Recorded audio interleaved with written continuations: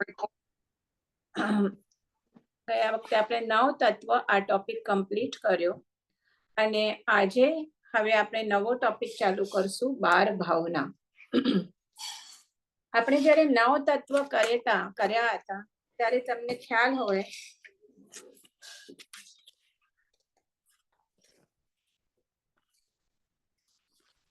તો આપણે 12 ભાવનાનો ઉલ્લેખ કર્યો હતો. મેં શેમાં કોઈને ખ્યાલ છે 12 ભાવનાનો ઉલ્લેખ કર્યો હતો કે આપણે જ્યારે સંવર તત્વ કે 9 તત્વમાં જે સંવર તત્વ છે કે સંવર એટલે કર્મોનું આત્મામાં આવવું, રોકાવું.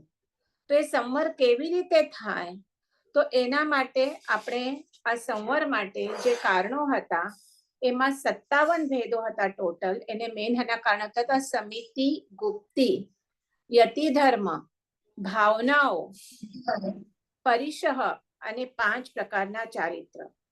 જે આપણે બીજું બધું તો આપણે લીધેલું, ઓફકોર્સ 22 પરિશ્રમ મેં નહોતા લીધેલા, પણ 5 સમિતિ, 3 ગુપ્તિ તો પેલા પણ આપણું થઈ ગયું છે. 10 યતિધર્મ આપણે સમજાવ્યા હતા, 5 ચારિત્ર પણ આપણે લીધેલા, પણ 12 ભાવનાઓ મેં કીધેલું કે એ પોતે જ એક અલગ ટોપિક છે.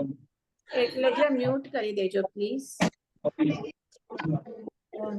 ચંદનબેન તમે મ્યુટ કરી દેજો.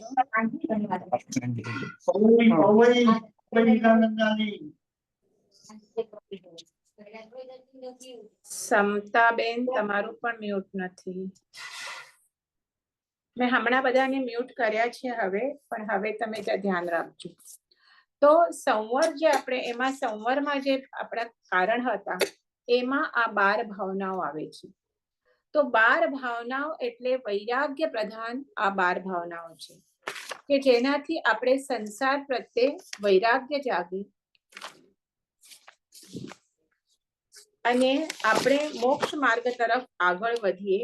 એના માટે શાસ્ત્રમાં આ 12 ભાવનાઓનું વર્ણન છે. 12 ભાવનાઓને આ ભાવનાને અનુપ્રેક્ષા પણ કહેવાય છે. એકચ્યુઅલી અનુપ્રેક્ષા ઇઝ ધ મૂળ ટોપિક. એને ભાવનાઓ કહેવાય છે. એવી રીતે કહીએ તો વધારે સારું થશે. તો અનુપ્રેક્ષા 12 અનુપ્રેક્ષા છે અને 4 બીજી છે. ટોટલ 16 છે. તો અનુપ્રેક્ષા એટલે જીવનની સત્ય હકીકત છે એના ઉપર ચિંતન મનન કરવું કે જેનાથી આપણે આ સંસાર ઉપરથી વૈરાગ્ય આવે, નિર્વેદ થાય. નિર્વેદ એટલે શું? આ સંસાર ઉપરથી કંટાળી જવું. અને સંવેગ એટલે મોક્ષની ઈચ્છા થવી, પ્રબળ ઈચ્છા થવી. તો આ અનુપ્રેક્ષા એટલે જીવનના સત્ય હકીકત ઉપર ચિંતન મનન કરવું. અનુપ્રેક્ષામાં અનુ એટલે અનુસરવું અને પ્રેક્ષા એટલે જોવું. એટલે જોવું અથવા જાણવું અને અનુસરવું. તો આ અનુપ્રેક્ષાઓ 12 પ્રકારની છે જે આપણને વૈરાગ્ય પેદા કરાવે છે. અને આપણે જોઈએ તો આપણે સ્વાધ્યાય કરીએ છીએ તો આ શાસ્ત્રમાં આ અનુપ્રેક્ષા ઇઝ એક પ્રકારનો સ્વાધ્યાય છે. 5 પ્રકારના સ્વાધ્યાય શાસ્ત્રમાં બતાવેલા છે. કયા છે સ્વાધ્યાય? તો વાચના, પૃચ્છના, પરાવર્તના, અનુપ્રેક્ષા અને ધર્મકથા. આ 5 પ્રકારના સ્વાધ્યાય બતાવેલા છે. વાચના એટલે આપણે ખબર છે કે ગુરુ મહારાજ આપણને વાચના વગેરે આપે, જે પણ વાક્ય એ વાચના. પછી પૃચ્છના, એમાં આપણે શું કહીએ? પૃચ્છના એટલે કે કઈ ચીજ ન સમજ પડી હોય, કઈ હોય તો વિનયપૂર્વક ગુરુ મહારાજ પાસે જઈને એને પૂછવું. પછી પરાવર્તના એટલે એને પાછું ફેરવવું. જે તમે સાંભળ્યું છે એ પાછું ફેરવવું, એ પરાવર્તના છે. અનુપ્રેક્ષા જે આપણે હમણાં એટલે એના ઉપર જે સાંભળ્યું છે એના ઉપર ચિંતન મનન કરવું. અને ધર્મકથા જે આપણે કહીએ કે આપણો હમણાં જે મંગળવારના બપોરના ક્લાસ ચાલુ હતા, હમણાં આપણે પૂર્ણ કર્યા છે એ. તો એ બધી જે ઇતિહાસમાં જે કથાઓ આવે છે, એક આપણે રાધર કહીએ કે 4 અનુયોગ છે, એમાં એક છે ધર્મકથાનું યોગ. તો એ કથાનું યોગ જે છે એમાં જે ઇતિહાસમાં દૃષ્ટાંત વગેરે આવે છે તો એનાથી આપણને બોધ મળે. તો એ શું છે? ધર્મકથા. આવી રીતે 5 પ્રકારના સ્વાધ્યાયના પ્રકાર બતાવેલા છે. એમાં આ એક પ્રકાર છે શું? અનુપ્રેક્ષા. તો આવી રીતે આ અનુપ્રેક્ષાનો અર્થ ભાવનાઓ પણ થાય છે, જે આજનો આપણો ટોપિક છે. અને 12 પ્રકારની ભાવના છે, અને એ 12 પ્રકારની ભાવના અને 4 પ્રકારની પરાભાવનાઓ છે.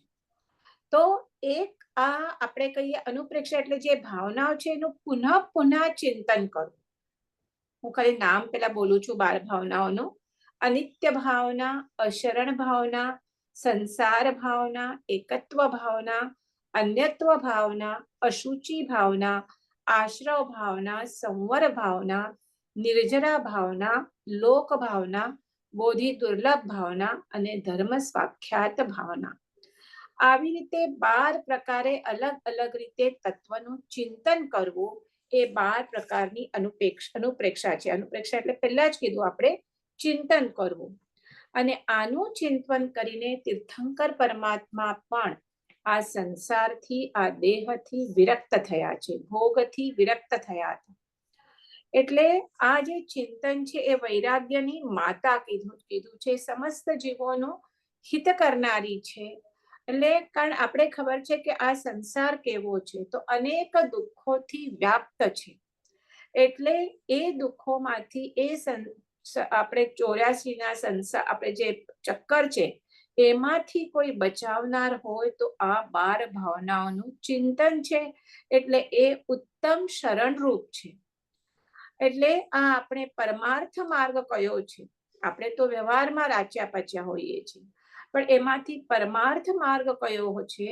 એ પરમાર્થ માર્ગ દેખાડનારી આ 12 ભાવનાઓ છે, જેનાથી અશુભ ધ્યાનનો નાશ થઈ અને શુભ ધ્યાનમાં આપણે પ્રવર્તન કરી શકીએ છીએ.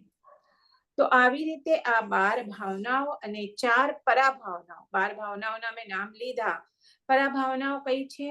મૈત્રી, કરુણા, મુદિતા અથવા તો પ્રમોદ અને માધ્યસ્થ. આપણે ખ્યાલ હોય તો જે ચિત્રભાનુનું જે ફેમસ તે ઓલું છે નાનકડું ગીત, મૈત્રી ભાવનો પવિત્ર ઝરણો મુજૈયામાં વયા કરે. તો આમાં એ 4 ભાવનાઓનો એમણે ઉલ્લેખ કર્યો છે. તો આવી રીતે આ આપણે ભાવનાનો ટોપિક સ્ટાર્ટ કરશું. આના ઉપર ઉપાધ્યાય વિનય વિજયજી મહારાજ સાહેબ. આ વિનય વિજયજી મહારાજ સાહેબ એટલે જ્યારે મહોપાધ્યાય યશો વિજયજીના સમકાલીન હતા. તો એમણે આ 12 ભાવના ઉપર શાંત સુધારસ ગ્રંથની રચના કરી છે.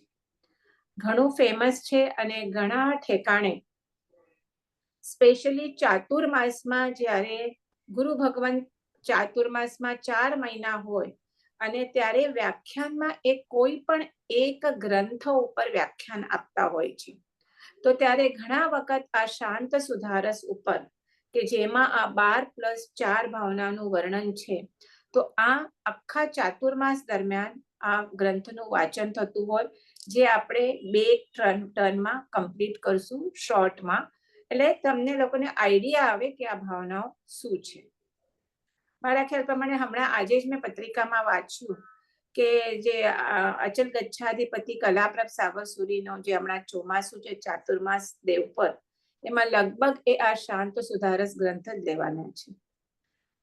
બીજું શ્રીમદ રાજચંદ્રજીનું જે શ્રીમદ રાજચંદ્રજી પણ, એમનું પણ ઘણું બધું એમનું સાહિત્ય લખાયેલું છે. એમના લેટર્સ, પત્રો છોડી અને બીજું પણ જે આત્મસિદ્ધિ શાસ્ત્ર જે બહુ ફેમસ છે, બધાને ખ્યાલ હશે. તો એવી રીતે એમનું બીજું પણ અપૂર્વ અવસર ક્યારે આવશે, બહુ પુણ્ય કેરા પુંજતી, જે એમની ફેમસ રચનાઓ છે. હું તો એમની નામ તમને કહું છું.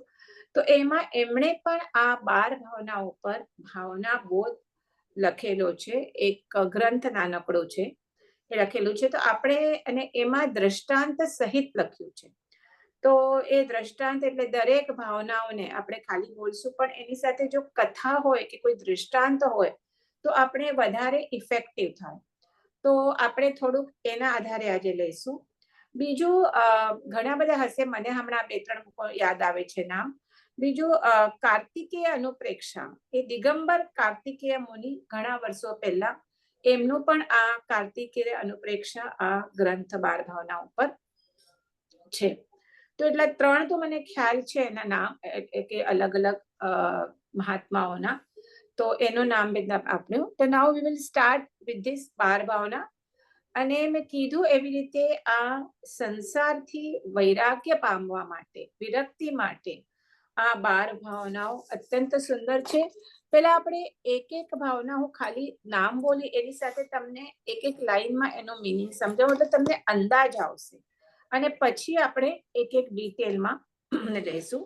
હવે આ જે છે એ હું મેં કીધું એવી રીતે હું જે શ્રીમદ રાજચંદ્રજીની જે ભાવના બોધ છે એના ઉપરથી, એ બેઝિસ ઉપરથી લઉં છું. જો કે સેમ છે બધામાં, ભલે અલગ અલગ લેખકો છે, પણ શાસ્ત્રમાં જે ભાવનાઓ જે છે સેમ છે. તો પહેલી છે અનિત્ય ભાવના. તો અનિત્ય ભાવના એટલે બેઝિકલી નામ ઉપરથી ખ્યાલ આવે, તો કે આપણે પછી ચલો વિવેચન પછી કરશું, ખાલી એક એક લાઈનમાં બોલતી જાઉં છું કે આ શરીર છે, આ ધન સંપત્તિ છે, સ્વજન છે, એ દરેક ચીજ અનિત્ય છે, એટલે કે વિનાશી છે, નાશ પામવા વાળું છે. અને જે જીવનો મૂળ ધર્મ છે એ જ કેવળ અવિનાશી છે. એમ ચિંતવવું એ પહેલી અનિત્ય ભાવના છે. બીજી છે અશરણ ભાવના. હું હમણાં એક બે લાઈનમાં ખાલી બોલું છું, પછી એક એક ભાવના આપણે ડિટેલમાં સમજી દ્રષ્ટાંત સાથે સમજશું. બીજી છે અશરણ ભાવના, એટલે કે સંસારમાં જ્યારે આપણને મૃત્યુ આવે છે કે કોઈ રોગ વગેરે આવે છે, ત્યારે આ સંસારમાં આપણે કોઈ શરણભૂત નથી, માત્ર એક શુભ ધર્મનું જ શરણ છે, એમ ચિંતવવું એ છે બીજી અશરણ ભાવના. ત્રીજી છે સંસાર ભાવના. સંસાર ભાવના એટલે આ આત્માએ જે આ આટલા 84 નો સંસાર ભટકન કર્યું, બરાબર છે, તો એમાં બધા ભાવ કરી દીધા, કોઈ એવું નથી કે ભાવ નથી કર્યું. તો આવી રીતે હું અનંત કાળથી આ સંસારમાં ભમી રહ્યો છું, તો એમાંથી હું ક્યારે છૂટીશ એ ચિંતવવું એ છે ત્રીજી સંસાર ભાવના. પછી એકત્વ ભાવના, કે આ સંસારમાં મારો આત્મા, મારો જીવ એકલો છે, એકલો જન્મ્યો છે, એકલો આવ્યો છે, અને મૃત્યુ વખતે એકલો જ જશે. પોતાના કોઈ એની સાથે આવવાનું નથી. કોણ આવશે? ખાલી જે એને કર્મો કર્યા છે એ કર્મોનું ફળ જ એની સાથે આવશે. જે એને કર્મ કર્યા છે એ ભોગવતી વખતે પણ એ એકલો જ ભોગવશે, ત્યારે એની સાથે કોઈ બીજું, એટલે એ એકલો જ બેઝિકલી ભોગવશે. એમ જે ચિંતન કરવું એ છે એકત્વ ભાવના. એને જ અનુસરીને છે અન્યત્વ ભાવના. રાધર આ બેઉ એકબીજાને પૂરક છે એમ કહીએ તો ચાલશે, કે આ સંસારમાં કોઈ કોઈનું નથી. મેં કીધું એટલે જે કર્મ કરશે એ પોતે એકલો જ ભોગવશે, એમાં અન્ય બીજો કોઈ ભાગ પડાવી ન શકે. પડાવવાની ઈચ્છા હોય, બહુ દુઃખ થાય ને આપણે લાગે કે થોડુંક દુઃખ હું લઈ લઉં, સપોઝ આપણો કોઈ ક્લોઝ સ્વજન હોય અને બહુ જ એને પીડા વગેરે હોય, ત્યારે એના સ્વજનને થાય કે ભગવાન થોડું એની પીડા મને આપી દે, પણ તો પણ એને અન્યત્વ એટલે કોઈ કોઈનું નથી, દરેક ચીજ અન્ય છે, એટલે અલગ છે, એમ ચિંતવવું એ છે અન્યત્વ ભાવના. પછી છે અશુચિ ભાવના. એ આપણા આ બધા જે ભાવના હતી એ સંસાર પ્રત્યે વિરક્તિ માટે હતી. જ્યારે અશુચિ ભાવના જે પોતાનું દેહ પ્રત્યે અત્યંત મમત્વ ભાવ છે, એના પ્રત્યે વિરક્તિ માટે આ છે અશુચિ ભાવના. કે આ શરીર કેવું છે? અપવિત્ર છે. આ શરીર પ્રત્યે, સંસાર પ્રત્યેની પણ શરીર પ્રત્યે મમત્વ ભાવ તોડવા માટે આ અશુચિ ભાવના છે. કે આ શરીર કેવું છે? તો મળમૂત્રની ખાણ છે, જેને આપણે આટલું શણગારીએ છીએ, અને એવા શરીરથી હું અલગ છું, એમ જે ચિંતવવું એ અશુચિ ભાવના. આ 6 ભાવના થઈ ગઈ. પછી હવે આગળની ભાવનાઓ છે આશ્રવ ભાવના, સંવર ભાવના, નિર્જરા ભાવના. આપણે 9 તત્વ કર્યા છીએ એટલે બધાને આશ્રવ, સંવર અને નિર્જરાના અર્થ ખ્યાલ છે એવું હું માનું છું. હું પૂછીશ વોટ ઇઝ આશ્રવ? કોણ કહેશે? કારણ એ એટલું તો તમને ખ્યાલ છે. હા બરાબર, બોલો. હા બોલ. કર્મોનું આત્મામાં આવવું એને આશ્રવ કહેવાય. બરાબર. હવે ચંદનબેન તમે નહીં બોલતા. પછી સંવર એટલે શું? મનીષાબેન બોલો છો? બોલો. હેલો મનીષાબેન. હા હેલો. હા, તમારું અનમ્યુટ કર્યું છે. સંવર એટલે શું? આશ્રવ એટલે કર્મોનું આત્મામાં આવવું. આ ચંદનબેન બોલ્યા, બરાબર છે. હવે તમે બોલો. મારો અવાજ આવે છે? આવે છે. સંવર એટલે બોલો.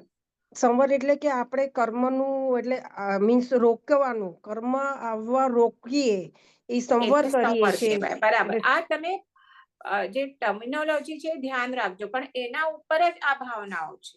આશ્રવ ભાવના, સંવર એટલે હું પૂછું છું. બસ હવે અનમ્યુટ કરજો તમે. હવે કોણ છે પાછું? કોણ બોલે છે? હર્ષ બોલે છે. નિર્જરા. જૂના કર્મને તોડવું. સારું, હા, સાંભળવાનું બાકી છે. ઓકે, બીજું કોણ બોલો છો? નીલમ તું બોલે છે. નિર્જરા એટલે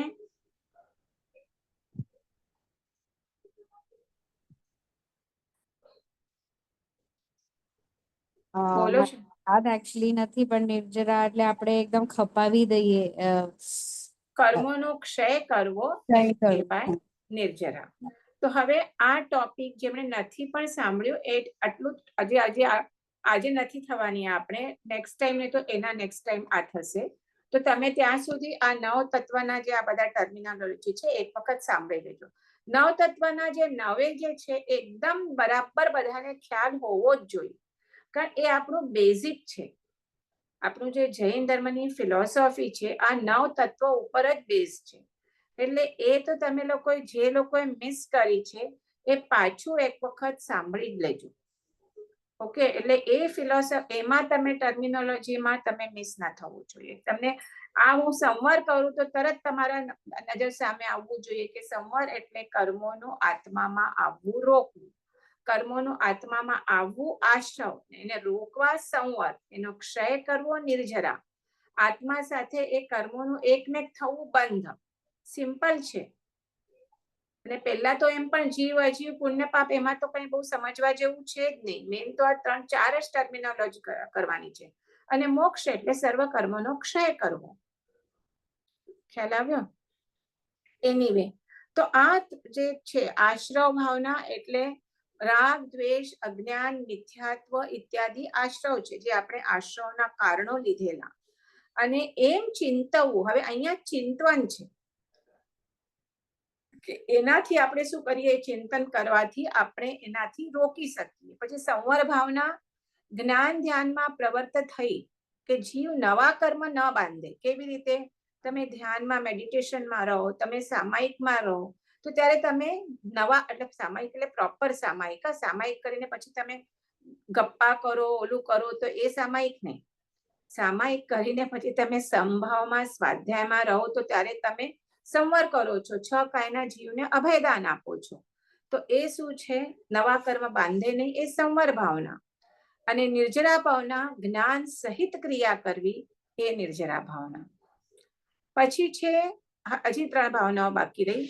લોક સ્વરૂપ ભાવના એટલે આપણે એ પણ આપણે કર્યું છે. 3 લોકનું સ્વરૂપ આપણે કર્યું છે. યાદ છે બધાને? 3 લોક કયા છે એટલું તો કહો. બોલો હું? ના ચંદનબેન, બીજા લોકોને બોલવા દો જેમણે નથી બોલ્યું એક પણ વખત. હર્ષ, હવે બોલીશ તું? 3 લોક કયા છે? મને યાદ નથી આવતું, તમે શીખવાડો તો. ઈઝી છે. 3 લોક તો એકદમ ઈઝી છે. એનીવે, હર્ષાબેન તમે બોલશો? મારે તો આમાં જે લાઈન છે એને કહું છું. કોણ બોલશે? બોલો હું? ચંદનબેન, આટલા બધા જણા છે, 2 મિનિટ વેટ કરો.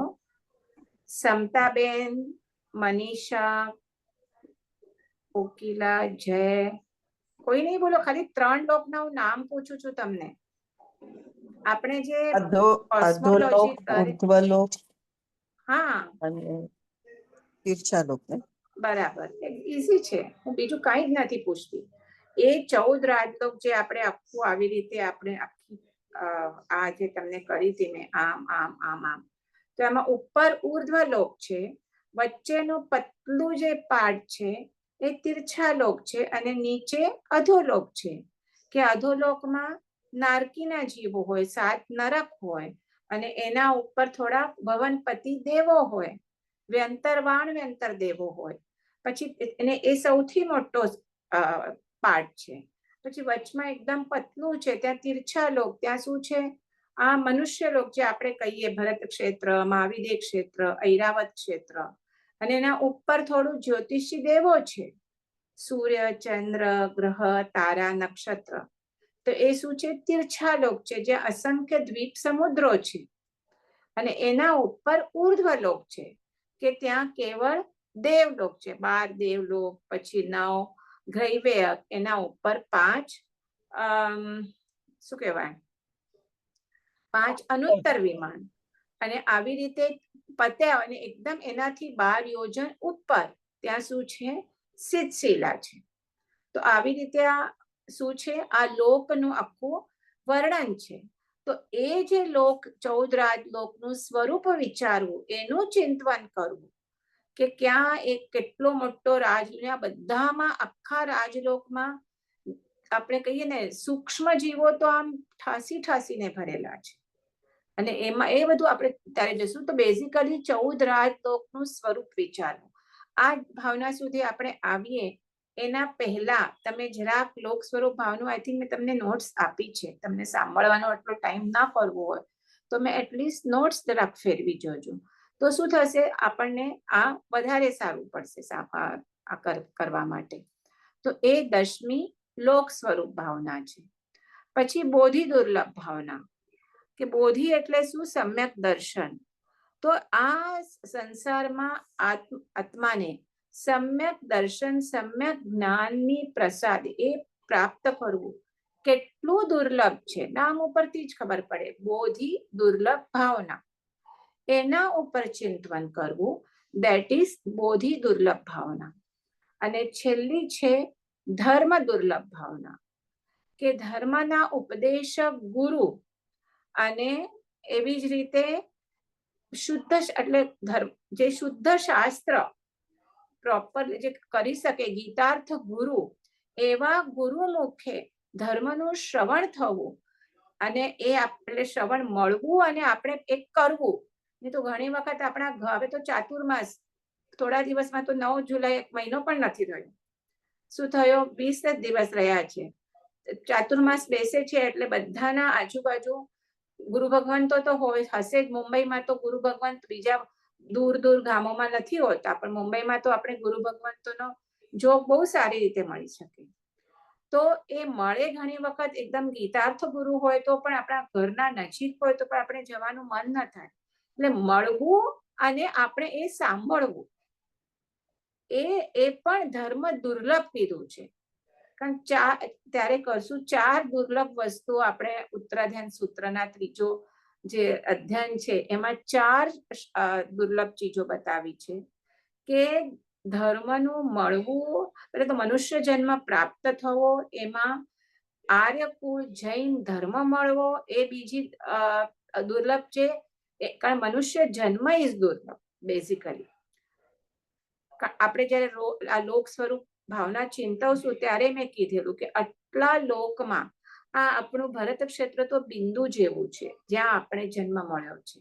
અને જ્યાંથી જ કોઈ પણ જીવ આ મનુષ્ય જન્મથી જ આરાધના કરીને મોક્ષે જઈ શકે. દેવ પણ મોક્ષ જઈ નથી શકતા. ફોરગેટ અબાઉટ નારકી અને તિર્યંચ. પણ દેવો પણ મોક્ષે જઈ નથી શકતા. કોણ જઈ શકે? કેવળ મનુષ્ય. એટલે મનુષ્ય ભાવને બહુ જ દુર્લભ કીધું છે. તો એમાં પણ મેં 4 વસ્તુ કીધી. મનુષ્ય જન્મ મળવો દુર્લભ છે. તો મનુષ્ય જન્મ મળી આ બધા ટેરરિસ્ટ કે બધા આપણે જોઈએ જેવી રીતે હમણાં બધા યુદ્ધ થઈ રહ્યા છે, Iran, Iraq, Ukraine, Russia, Pakistan વાળા, એ બધાની ફગટ નોનવેજ ને તો ખાય છે, પણ એમની મનમાં કેટલું રૌદ્ર ધ્યાન હશે કે જેનાથી કેટલા કર્મબંધન થાય. તો એવો મનુષ્ય ભાવ મળીને શું ફાયદો? એટલે મનુષ્ય ભાવ મળ્યો છે, આર્ય કુળ જૈન ધર્મ મળ્યો છે, એ બીજું દુર્લભ. જૈન ધર્મ મળવા પછી આપણને એવા ગુરુનો યોગ મળે કે જેનાથી આપણે એ ધર્મનું શ્રવણ કરી શકીએ, એ દુર્લભ. અને પછી એના ઉપર શ્રદ્ધા થવી. આખું ચેપ્ટર એટલું સરસ ઉત્તરાધ્યાન સૂત્રમાં છે. ચારે વસ્તુ આ એમણે ડિસ્ક્રાઇબ કરેલી છે. તો આવી રીતે એ 12 ભાવનાઓ છે. આપણે પહેલી ભાવના ચાલુ કરીએ. આજે કેટલી 1, 2, 3 કેટલી થાય છે? નેક્સ્ટ ટાઈમ બીજી કરશું. નેક્સ્ટ ટાઈમ કદાચ ગુરુવારના નહીં લઉં ક્લાસ, તો હું શુક્રવારના લઈશ. બુધવારના પણ નહીં ફાવે. હું એ પ્રમાણે મેસેજ નાખું છું, ને ગુરુવારના જો નહીં ગઈ ક્યાં તો પછી ગુરુવારના જ લઈ લેશું. પણ જો ગુરુવારના હું નહીં હોઉં બુધવાર, તો પછી શુક્રવારના લઈશું. હું એવો મેસેજ નાખી દઉં છું, ગુરુવારના છે કે શુક્રવારના છે. તો પહેલી ભાવના આપણે જોઈએ અનિત્ય ભાવના. આપણે હમણાં જ જોયું કે અનિત્ય, આ લગભગ બધી ભાવનાઓ એમના નામ ઉપરથી આપણને ખ્યાલ આવે કે આ સંસારનું સ્વરૂપ કેવું છે. તો અનિત્ય છે, કોઈ ચીજ નિત્ય નથી. નિત્ય એટલે શાશ્વત, કાયમ રહેવા વાળું. સૌથી પ્રથમ તો આપણે જોઈએ કે આપણું શરીર. તો શરીર આપણને ખબર છે કાયમ રહેવાનું નથી. જે જન્મ્યો છે એનો મૃત્યુ અટલ છે. પણ આપણે એટલા છે કે આપણે કેટલા બધા ફ્યુનરલમાં જઈએ, પણ તો પણ આપણે આપણી નજર સામે જોઈએ કે આપણા સ્વજનનો દેહ ત્યાં હોય, પણ એમાંથી આત્મા નીકળી ગયો છે. પણ એ જોઈને પણ આપણને કોઈ જાતનો વૈરાગ્ય પેદા નથી થતો. પણ એના ઉપર ચિંતન કરવું કે આ શરીર કેવું છે, અનિત્ય છે. આ પૈસો, લક્ષ્મી, જે બધું છે એ પણ અનિત્ય છે. આપણે બધાને ખબર છે લક્ષ્મી કેવી હોય, ચંચળ હોય. અને એને શાસ્ત્રમાં એક્ઝામ્પલ સમજાવવા માટે કેવું છે કે કેવી ચંચળ છે, તો કે વીજળીના ઝબકારા છે. કે વીજળીનો ઝબકારો કેવો હોય, હમણાં થઈને આમ નીકળી ગયો. તો જ્યાં સુધી તમારો પુણ્યનો ઉદય હશે ત્યાં સુધી એ સંપત્તિ ટકશે. કેટલા બધા આપણે એક્ઝામ્પલ જોઈએ છીએ કે પેલા એકદમ આમ કહીએ ને રિદ્ધિ સિદ્ધિમાં મહાલતા હોય, અને થોડાક જ સમયમાં એ સાવ કંગાલ હાલત થઈ ગઈ હોય. અને વાઇસ વર્સા પણ હોય, નોટ નેસેસરી સેમ વે, પણ બેઝિકલી એ અનિત્ય છે. એ કહેવાનો મતલબ એ જ છે. એવી જ રીતે આપણું જે માન પાન વગેરે મળે, કોઈ સારી પોસ્ટ હોય કે આપણે માન કહીએ, બધી રીતે કોઈ પોસ્ટ એટલે કોઈ સંસ્થામાં હોય કે ઘરમાં વડીલ તરીકે હોય, કે જે માન તમને પહેલા મળતું હતું, પણ તમે થોડો ટાઈમ પછી તમે જ્યારે શરીરથી દુર્બલ થાઓ છો ત્યારે જે છોકરાઓ તમારું આમ ખમ્મા માન કરતા હતા, જ્યારે તમે એમના ઉપર ડિપેન્ડન્ટ થઈ જાઓ છો ત્યારે એ જ માન તમારે પહેલા જેવું મળતું નથી. તો કોઈ પણ વસ્તુ તમે આપણે કરીએ તો આ બધું સંસારમાં શું છે, ક્ષણભંગુર છે. કશું પણ કાયમી નથી. કોઈ ચીજનો ભરોસો નથી. આપણે હમણાં તો જેવી રીતે હમણાં સમાચાર સાંભળીએ છીએ, બરાબર છે, એના ઉપરથી તો આના ઉપર મન નથી લાગતું વધારે મને સમજાવવાની જરૂર પણ છે. આ એર ઇન્ડિયાનું પ્લેન ક્રેશ, બરાબર છે. પ્લેન ક્રેશમાં તો જે લોકો ગયા એ ગયા, એની સાથે સાથે એ ચલો જેના ઉપર પ્લેન પડ્યું, હોસ્ટેલ ઉપર, અને એ medical students 50 students without anything, all of them died. તો શું એટલે આ તો આપણે વિચાર કરીએ કે કેવું ક્ષણભંગુર જિંદગી છે આપણે. તો આ અનિત્યના આના ઉપર ચિંતન કરવું એ આ અનિત્ય ભાવના છે. અને એટલું કે છે કે જે ઐશ્વર્ય પણ આપણે કહીએ, ધન સંપત્તિ, તો અહીં કે છે કે ઇન્દ્ર અને ચક્રવર્તીનું ઐશ્વર્ય પણ અનિત્ય છે. આપણે દેવોમાં સર્વોથી રુદ્ધિવાળા, દેવ એટલે રુદ્ધિવાળા, એમાં સર્વથી રુદ્ધિ કોની પાસે વધારે હોય તો ઇન્દ્ર, દેવોના પણ રાજા. એવી જ રીતે મનુષ્યમાં સૌથી વધારે રુદ્ધિ કોની પાસે હોય? ચક્રવર્તી પાસે. આપણે શલાકા પુરુષ જયારે કર્યું હતું ત્રેષ્ઠમાં, ચક્રવર્તીની રુદ્ધિને કેટલી બધી રુદ્ધિ હતી, પણ એ પણ જયારે એનું આયુષ્ય પૂર્ણ થાય છે ત્યારે બધું એ શું થાય છે? એ છોડી અને એમને જવું જ પડે છે. તો અહીંયા એ જ કહે છે કે સંસારમાં જ્યાં જ્યાં સંયોગ છે ત્યાં વિયોગ ચોક્કસ છે. પ્રિયજનોનો સાથ, આપણી યુવાની, આપણે કેવા હતા, નાના હતા, પછી યુવાન થયા, કેટલા એક્ટિવ હતા, અને હવે આપણે આસ્તે આસ્તે જરા તરફ, ઘડપણ તરફ જતા રહીએ છીએ. તો કેવી રીતે આપણી આ જે શરીરનું જે બળ, વીર્ય, એ પણ કેટલું ઓછું થતું જાય છે. એ બધું આ અનિત્ય ભાવનામાં તમે જેટલું વિચારશો, ચિંતન, તો આ બેઝિકલી ભાવનાઓ એના માટે જ છે કે તમને સંસાર પ્રત્યે જે મમત્વ ભાવ છે, બરાબર છે, તો એ ભાવ ઓછો કરવો અને વૈરાગ્ય પેદા કરવા માટે જ આ ભાવનાઓનું આ છે.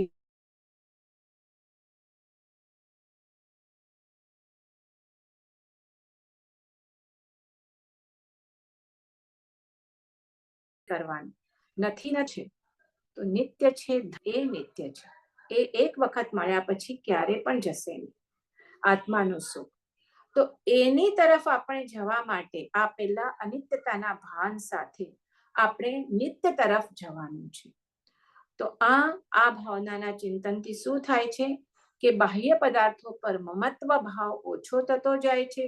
આ મારું મારું આપણે જે કહીએ અને એના ઉપર જે આપણે એટેચમેન્ટ છે એ ઓછો થતો જાય છે. એટલે જ્યારે પદાર્થનો વિયોગ થાય, વોટેવર, જળ વસ્તુ હોય કે આપણે કહીએ તો સ્વજન વગેરે કોઈ સજીવ વસ્તુ હોય, પણ જ્યારે વિયોગ થાય છે ત્યારે જો અનિત્યતાનું ચિંતન હોય તો આપણે ત્યારે એ વખતે આપણે બહુ આર્દ્ર ધ્યાનમાં કે રૌદ્ર ધ્યાનમાં જતા અટકાવી શકાય છે. કારણ એ આપણને ધ્યાન છે કે જે વસ્તુનો સંયોગ થયો છે એનો વિયોગ ચોક્કસ છે જ. હવે મેં પહેલા કીધું એવી રીતે આપણે થોડુંક દ્રષ્ટાંતથી આપણે આ સમજવાનું છે. તો બીજે તો બધા ભાવનાઓનું મોસ્ટલી શાસ્ત્રના જે એક્ઝામ્પલ આપેલા છે, શાસ્ત્રમાં જે છે એની જ કથાઓ આપણને મળશે. પણ અનિત્ય ભાવનાનું એક જ એમ જ દ્રષ્ટાંત આપેલું છે, એ આપણે જોઈએ. એમાં કોઈ શાસ્ત્રની કથા નથી મળતી. આમ જોવા જઈએ તો ઘણી બધી છે જ, પણ પછી એ બીજા ભાવનાઓ સાથે આપણે જોશું. તો અહીંયા આપણે એક ભિખારીનો દ્રષ્ટાંત જોશું. તો એક બિચારો ગરીબ ભિખારી હોય છે, ભૂખ્યો હોય છે, 2-3 દિવસનો ખાવા મળતું હોતું નથી. નગરમાં આવે છે, એક ઘરથી બીજે ઘરે ભટકે છે. ત્યારે એક ઘરે જાય છે તો ત્યાં બહુ વિનવણી કરે છે. એટલે ત્યાંની જે ગૃહિણી હોય છે એ અંદર જઈ અને ભોજનનો સમય થઈ ગયો હોય છે, એટલે જે વધ્યું ઘટ્યું હોય છે એ આપણે હમણાં મુંબઈમાં તો બહુ આપણે જોવા ન મળે, પણ બહારગામ મને યાદ છે, હું જ્યારે પોતે મારા પિયરમાં હતી કરાડમાં, તો ત્યાં ઘણા ભિખારીઓ આવી રીતે આવતા. અહીંયા મુંબઈમાં તો એ આપણે આ દ્રશ્ય જોવા મળતું નથી. તો આવી રીતે એ ગૃહિણી આવી અને એને જે વધ્યું ઘટ્યું જે ભોજન હોય એ આપે છે. અને એ દિવસે કુદરતી એમના ઘરે કંઈ હશે પ્રસંગ કે મીઠાઈ ફરસાણ વગેરે સારું ભોજન હોય છે.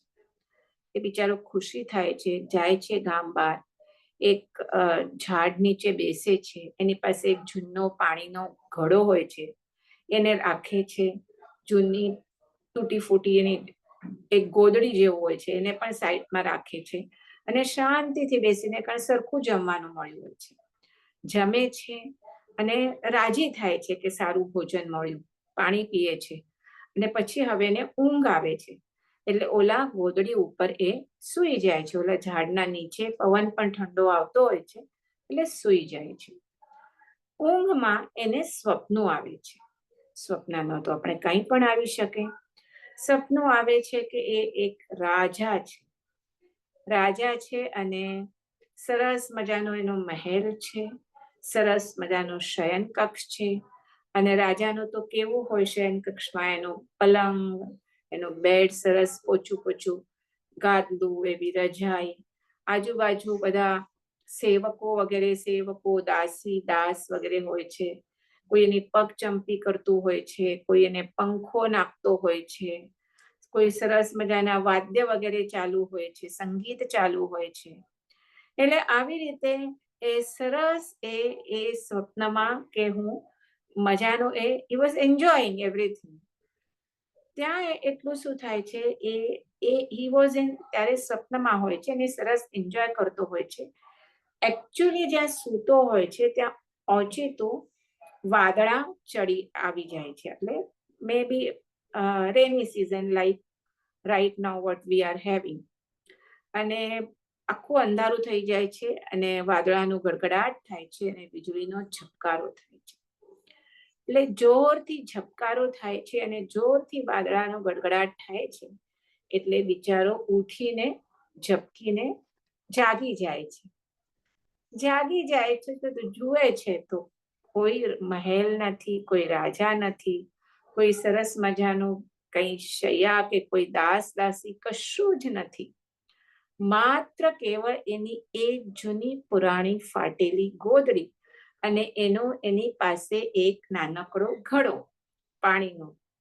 એટલે બિચારો એકદમ દુખી થઈ જાય છે કે એટલે હું આટલો સરસ મજાનું, હું I was enjoying that dream, રાજા થવું ને એ થવું બધું. તો એ શું થાય છે કે બધું ચાલ્યું ગયું, આ સપનું તૂટી ગયું, તો કશું એ નથી. એટલે કે મેં સપનામાં ભોગ ભોગવ્યા બધા. એટલે આપણે આત્મસિદ્ધિ શાસ્ત્રમાં પણ છેલ્લે જે ગાથાઓ આવે છે તો શું કહે છે કે આ આખું આપણું સંસાર જ સ્વપ્ન સમાન છે. એ જ્યારે આપણે ભાન થશે ત્યારે ઓટોમેટિક આપણને વૈરાગ્ય થશે. આપણે જે આ સંસારમાં હું બુદ્ધિ કરી રહ્યા છીએ, સંસાર ભાવના પણ આવશે જરૂર, પણ બેઝિકલી હમણાં તો અનિત્ય ભાવના છે. બધી ભાવના એક સાથે સંકળાયેલી જ છે કે જે હમણાં છે એ કાયમ રહેવાનું નથી. તો આ પ્રથમ આપણે અનિત્ય ભાવના લીધી. બીજી ભાવના જોઈએ અશરણ ભાવના. અશરણ ભાવના એટલે આ સંસારમાં પોતાનું રક્ષણ કરનાર કોઈ નથી. આપણને થાય ને કે ભાઈ મારી પાસે તો આટલો પૈસો છે, બરાબર, મારા આટલા સ્વજન છે, મને કોના પ્રત્યે ભય, મને કંઈ પણ થશે તો આ બધા આટલો જે પૈસાથી તો હું કંઈ પણ મેળવી લઈશ, કે આ સ્વજનો મારા આટલા મારા નજીકના છે, મને કોઈ પણ મને પાછો એ જ એક્ઝામ્પલ પર આવીશ. થઈ ગયું છે બધાને આપણે શોકિંગ કે જ્યારે પ્લેન ક્રેશ થયું ત્યારે એ બધાના સ્વજનો પણ હતા અને પ્લેનમાં મુસાફરી કરવા વાળા એટલે સદ્ધર લોકો જ હોય મોસ્ટલી. ત્યારે નહીં કોઈને પૈસો કામ આવ્યો કે નહીં કોઈને એમના સ્વજનનો કંઈ આવ્યો. 1 મિનિટમાં બધા મૃત્યુના શરણે પામ્યા. તો આવી રીતે આપણે કહીએ તો કે અને એ તો એક અથવા તો ચલો બધાને ઇટ્સ વેરી રેર કે આવી રીતે ક્યારેક કોઈ થાય પ્લેન એક્સિડન્ટ, કંઈ રોજબરોજ ન થતા હોય, પણ આપણે રોગ તો જોઈએ કે રોગ તો આજકાલ ઘણા બધા લોકોને કંઈક ને કંઈક રોગ થતા હોય છે. જે પ્રમાણનું ખાન પાન કે જે આપણું લાઈફસ્ટાઈલ છે તો હમણાં હવે રોગોનું પ્રમાણ વધી ગયું છે. કાલે જ મને ખબર છે મારા બ્રધર ઇન લો નું ઓપરેશન હતું તો કે એ વખતે 70 ઓપરેશન્સ હતા. એમને સવારના લીધેલું ઓટી માટે 1:30-2 વાગે એમનો નંબર લાગ્યો. તો કેટલા બધા લોકોને શું તકલીફો હશે. અને એનો તો ઈલાજ થઈ જાય છે, પણ જ્યારે કેન્સર જેવા રોગો થાય છે કે કેન્સર આપણે નામ એમાં પણ 3rd 4th સ્ટેજ પર ત્યારે ચાલ્યું જતું હોય છે, ત્યારે મને લાગે છે હાર્ડલી કોઈ રિવાઈવ કરતું હશે એમાંથી. અને કરે તો પણ જે આખી પ્રોસિજર છે કીમોની, રેડિયેશન્સની, બધા કે છે it's very very painful procedure, આપતી વખતે કે પછી 2-3 દિવસ જે પણ હોય એ. તો જ્યારે આવા રોગાદી વગેરે જે થાય છે ત્યારે તમને શરણ આપવા વાળું કોણ? તો કોઈ નહીં, માત્ર ધર્મ એ જ તમારું શરણ છે. અને આના ઉપરથી જો પાછું આવીશું કે ધર્મનું કેવું શરણું છે, કે આ જે એવું હું તો ત્યારે એકચ્યુઅલી જ્યારે આ ક્રેશ થયું ત્યારે આઈ વોઝ ઇન ધ્યાન શિબિર, એટલે મને બહુ ડિટેલમાં એની ખબર નહીં પડી, પણ પછી જ્યારે મેં વાંચ્યું કે એમાં બધું ક્રેશ થઈ ગયું પણ કે ભગવદ્ ગીતા એ સહી સલામત રહી હતી. આટલામાં પણ ગીતાનું નાશ નહીં થયું. બહુ ડિટેલમાં તો નથી વાંચ્યું, જસ્ટ હેડિંગ વાંચ્યું હતું. એટલે આવા જ્યારે કેલેમિટીઝ આવે છે ત્યારે એમાં કોણ શરણું આપવાનું છે? તો માત્ર અને માત્ર ધર્મ જ તમને શરણ આપનારું છે. અને જ્યારે આયુષ્ય પૂર્ણ થાય છે આપણું, ત્યારે જે ઇન્દ્ર કે જેને હજારો લાખો વર્ષોનું એમનું આયુષ્ય હોય, પણ એ પણ લાખો કરોડો વર્ષોનું પણ હશે. જો આગળ ઉપરના જ્યારે દેવલોકમાં જે ઇન્દ્ર હોય, જેમ જેમ ઉપરના દેવલોકમાં જાઓ તો એમનું રિદ્ધિ સિદ્ધિ આયુષ્ય બધા લાંબા થતા જાય. તો ત્યારે પણ એ ગમે એટલા મોટા હોય પણ finally they have also limit. જ્યારે એમનું આયુષ્ય પૂર્ણ થાય છે ત્યારે એમને પણ ત્યાંથી એ રિદ્ધિ સિદ્ધિ વગેરે એમને છોડી અને જે એમનું નેક્સ્ટ ગતિ હોય ત્યાં જવું જ પડે છે. એટલે અહીંયા કહે છે કે કોઈ તમને જ્યારે આવું થાય ત્યારે કોઈ શરણું આપવા વાળે છે નહીં. તો આનું ચિંતન કરવાથી શું થાય, આનું ફળ શું થાય છે? આપણે તો ભાવના એટલે ચિંતન, કે આ સંસારમાં મને કોઈનું શરણું નથી, માત્ર ધર્મ એ જ મારું શરણ છે. એમ વિચારતા હું અશરણ છું એવું ચિંતન કરતા આ સંસારમાં ભય ઉત્પન્ન થાય છે, કે સંસારથી જલ્દી છૂટવાની ઈચ્છા ઉત્પન્ન થાય છે. પણ જે આપણે આ સંસાર પ્રત્યે, ભૌતિક પદાર્થો પ્રત્યે જે એટેચમેન્ટ છે એની પ્રત્યે વૈરાગ્ય થાય છે.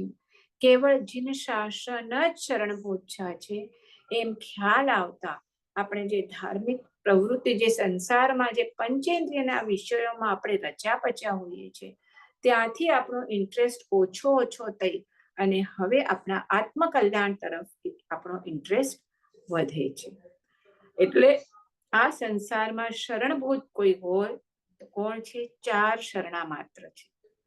અર્યંતનું શરણું, સિદ્ધનું શરણું, સાધુનું શરણું અને કેવળી પરૂપેલો ધર્મનું શરણું. તો આના ઉપર અનાથી મુનિનું કથા છે જે આપણે જોશું. આપણે કથાઓ પહેલા લીધી નથી, બરાબર? આપણે ધર્મકથાનું ઓલા ક્લાસમાં લીધેલી. તો આ અનાથી મુનિ અને શ્રેણિક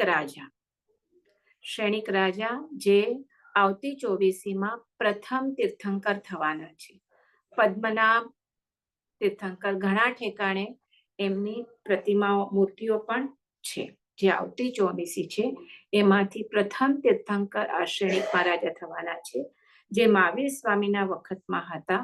મહાવીર સ્વામીના અત્યંત ભક્ત હતા. આપણે કહીએ ભક્તિથી જ એમણે તીર્થંકર નામકર્મ બંધ્યું હશે. જોકે એ પહેલા જૈન ધર્મ ફોલો નહોતા કરતા. એમની જે ઘણી બધી રાણીઓ હતી, એમની પહેલા એમને શિકારનો, જે પણ આપણે વ્યસનો કહીએ રાજાઓને, એ બધા વ્યસનો એ કરતા હતા. અને એટલે જ એમણે ત્યારે હજી જૈન ધર્મ પામ્યા નહોતા ત્યારે એમનું આયુષ્ય બંધ કરેલું, કે જે એમની નરક ગતિનું બંધાયું હતું. એની પણ આખી કથા છે, એ કથામાં હું હમણાં નથી જતી. ખાલી આ અનાથી મુનિ સાથે એનું કનેક્ટેડ છે એટલે કહ્યું. તો એ શ્રેણિક રાજા પછી જૈન ધર્મ પામે છે અને પછી તીર્થંકર નામકર્મ બાંધે છે. એટલે હમણાં he is in the first નારકી, પરંતુ એના પછી બહાર આવી અને શું થશે? આ તીર્થ આવે 5મો આરો તો ચાલે છે, એના પછી 6ઠ્ઠો આરો થશે. એટલે આ અવસર પીઢી કાળ પતશે. પછી ઉત્સર્પિણી કાળમાં, કાળચક્ર તો યાદ છે ને બધાને, અવસર્પિણી કાળ અને ઉત્સર્પિણી કાળ. ચલો હું પૂછું, મને કહેશો એક કાળચક્રમાં કેવી રીતે હોય? છ આરા હોય, પેલા ઉતરતા ક્રમમાં, પછી ચડતા ક્રમમાં. હા, એટલે ઉતરતા ક્રમમાં હોય એને આપણે શું કહીએ? અવસર્પિણી. અવસર્પિણી અને અને ઉત્સર્પિણી એટલે ચડતા ક્રમમાં હોય, બરાબર.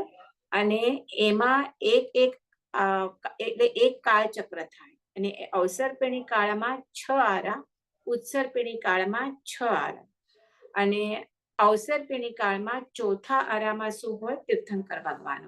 હમણાં પાંચમો આરો છે, એના પછી છઠ્ઠો થશે, અને પાછું, એટલે હમણાં કોઈ તીર્થંકર નથી. છઠ્ઠા પછી પાછું રિપીટ થશે. જેવી રીતે આ 1 થી 6 થયું, એવી રીતે 6 થી 1 થશે. એટલે છઠ્ઠા ઉત્સર્પિણી કાળમાં ત્રીજા આરો હશે, કારણ એમનો પહેલો આરો આપણો છઠ્ઠા આરા જેવો, એમનો બીજો આરો આપણા 5મા આરા જેવો, અને એમનો ત્રીજો આરો આપણા ચોથા આરા જેવો, જ્યાં તીર્થંકર પરમાત્મા હોય. અને ત્યારે પ્રથમ તીર્થંકર આ શ્રેણિક રાજા થશે, એમનો જીવ થશે શ્રેણિક રાજાનો.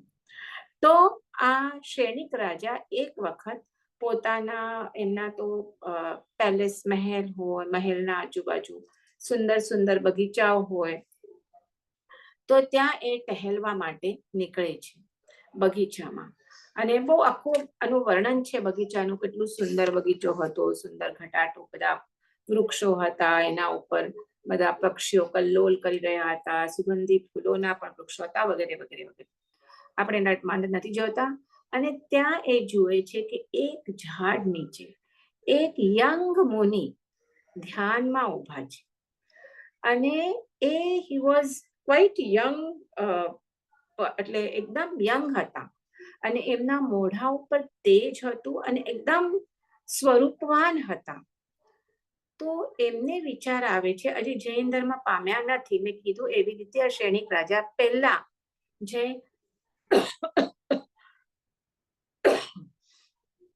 જૈન ધર્મ પામ્યા પહેલા જે પંચેન્દ્રિયના બધા ભોગ વિષયો હોય એમાં પ્રોપર રચ્યા પચ્યા રહેતા હતા.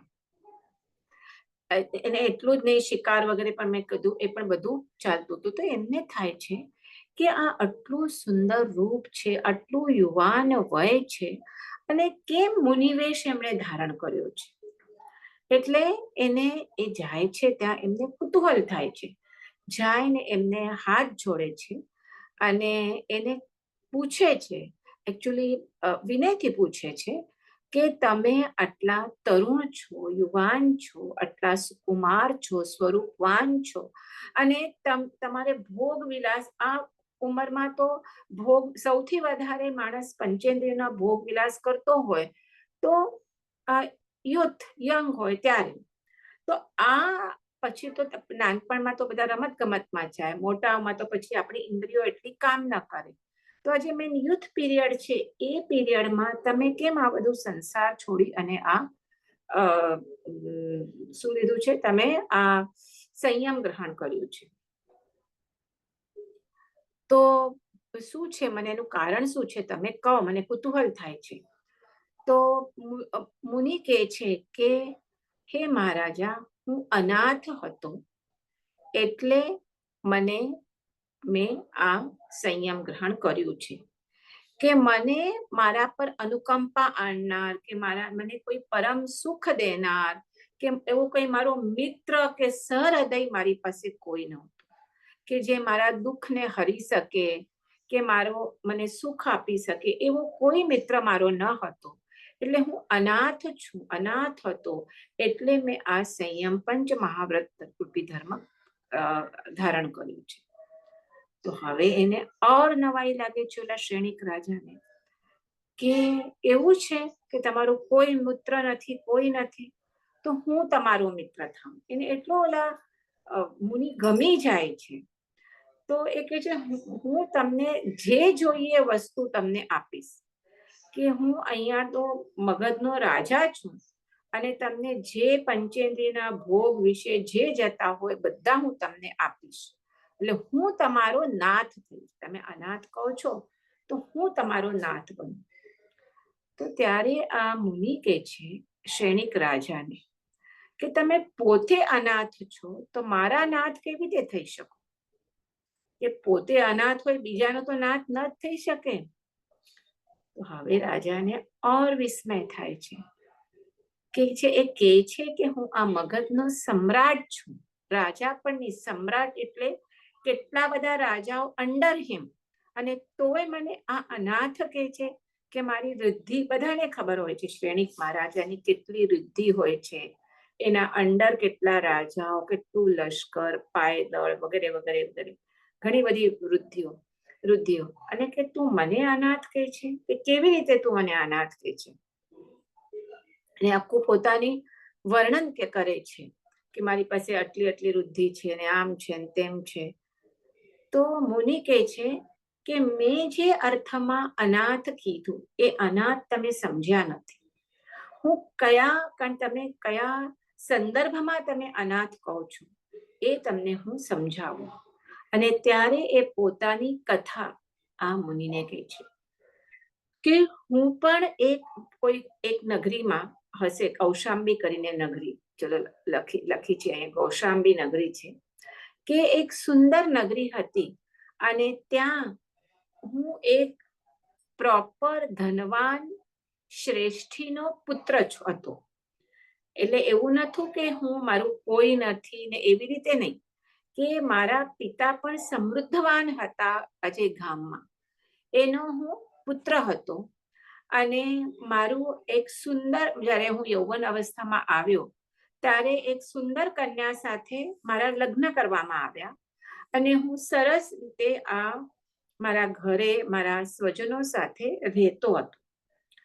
એક વખત મારા આંખોમાં વેદના ઉત્પન્ન થઈ, અને એ વેદના એટલી તીવ્ર હતી, એટલી બધી તીવ્ર એટલે આપણે કહીએ ને કે સહન ન થઈ શકે એટલી તીવ્ર હતી કે એના લીધે આખા શરીરમાં મારો દાહજ્વર ઉત્પન્ન થયો, અને જાણે કોઈ શસ્ત્રથી મને ભોગતું હોય એટલી પીડા મને થાય.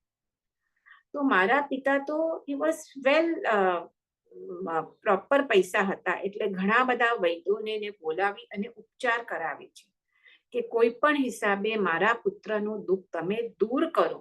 એટલે અત્યંત નિપુણ નિષ્ણાત એવા વૈદ્યોને બોલાવે છે, પણ કોઈ વૈદ મારી વેદનાનો શું કરી શક્યો? નાશ કરી શક્યો નહીં.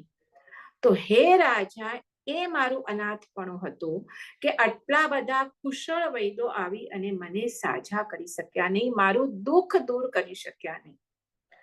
અને ત્યારે મારા પિતાએ એટલું બધું ધન આપવા માંડ્યું કે તમે ધન લો જેટલું જોઈએ, પણ મારા પુત્રનું દુઃખ દૂર કરો, પણ મારી વેદના ટળી નહીં.